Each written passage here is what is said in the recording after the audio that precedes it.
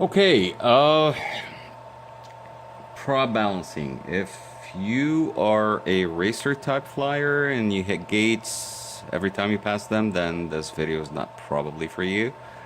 On the other hand, if you do freestyle videos and you want the smoothest performance, you put all your new gears, soft motors, brand new, very balanced, this and that, and you have that little tiny oscillation on throttle or whatever, and you just can't figure. Or if your build is totally fine but you want it even smoother, so prop balancing, I did purchase few. Some of them range from $10 up to like $15, $60. They have their own flaws, but what I have here is a 1.5 millimeter hex driver and two bearings out of a 1407, to be more specific, a Tornado 1407, Brother Hobby. And it fits perfectly.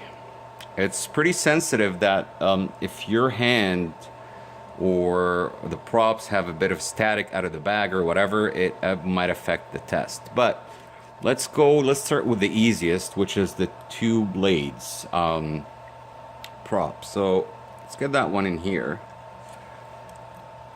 And right away you can tell there is a rebound here.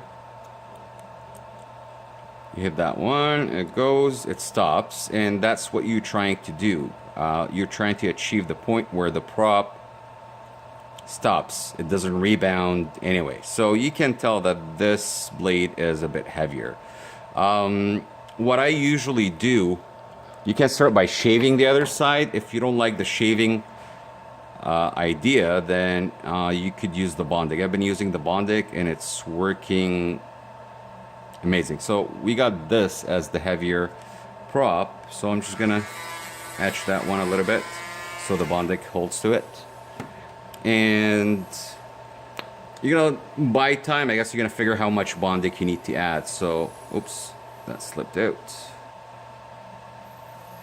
So I would probably add just a tiny dab and try. Still rebounds, so a little bit more. Yeah, here you go. That's what you want to achieve. Stop. Oh, you can tell there's a tiny rebound, so there is more space for maybe a minimal. Stops. Nudge it.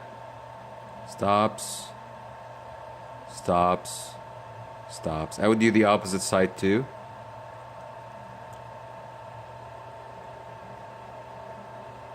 You can tell there is like a tiny bit still of a rebound. If you want to do this, you might have added a little bit more, maybe less, but I would say that's good enough.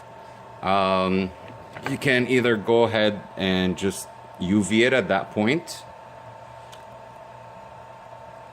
and or I have actually a big ass UV. This is to cure the Bondic. For those of you haven't used Bondic, it's a UV cured resin you can get from Walmart, you can get from Canadian Tire, Home Depot for sure. And yep, that's it. So that is dry now, and you got yourself a perfectly balanced prop. That's for a two blade. Now the problem is gonna be the tri blades. It's not as easy. So yeah, you got that cured now. It doesn't go away really easy like tape or whatnot. So I find this to be really good. Just hope. And let's try with a tri-blade. This is where it gets really hairy on a tri-blade. Generally, tri-blades would fly smoother, but still, Let's see, how about this one? And right at the get-go, you can tell that this blade is pretty heavy, pulling it down. So what you want to do is generally try to compare the three blades to each other and find which is the heaviest, and if the other two are actually equal in weight or not. So we already know that this one is the heaviest. You can see it's just already pulling down. So we'll mark this as the heaviest and compare it to the other two. So let's, oh, by the way, see, that's, let's see. Static is gone. A little bit static would even affect that. So let's compare it to that one. So it is heavier than the one with the text. Let's compare it to the other one.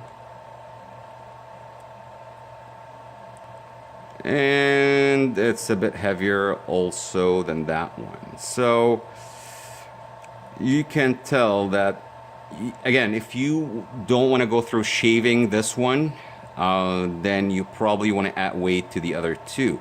How much weight you add and where and all that depends on many factors. So I have determined, so this is the heaviest. Let's go the other two and see if one is heavier than the other.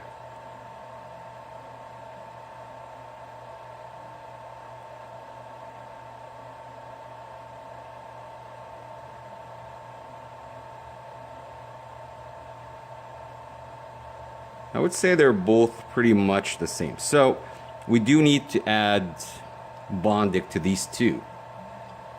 So again, Dremel.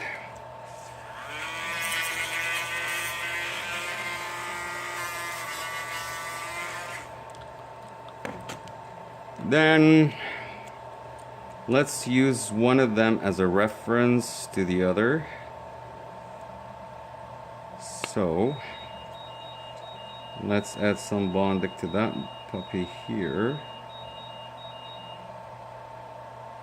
Oh, looks like I added a bit too much, so I could just take off.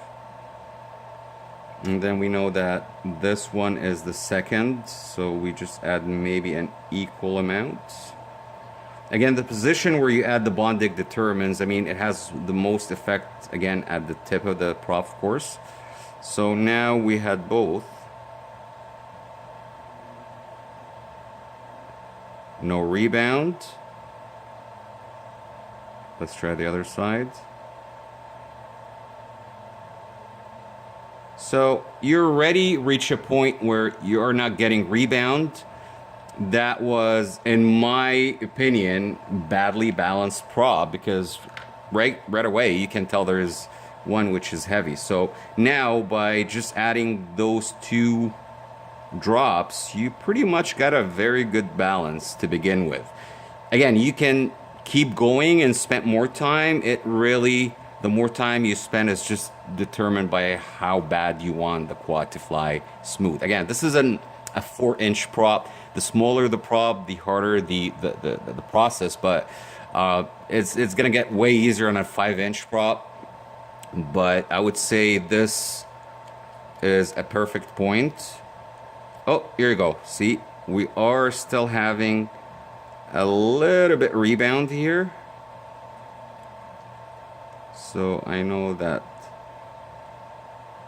I'd say pass. Maybe this one needs to be shaved like tiny here, but I would take that one as good to go. Again, just cure it,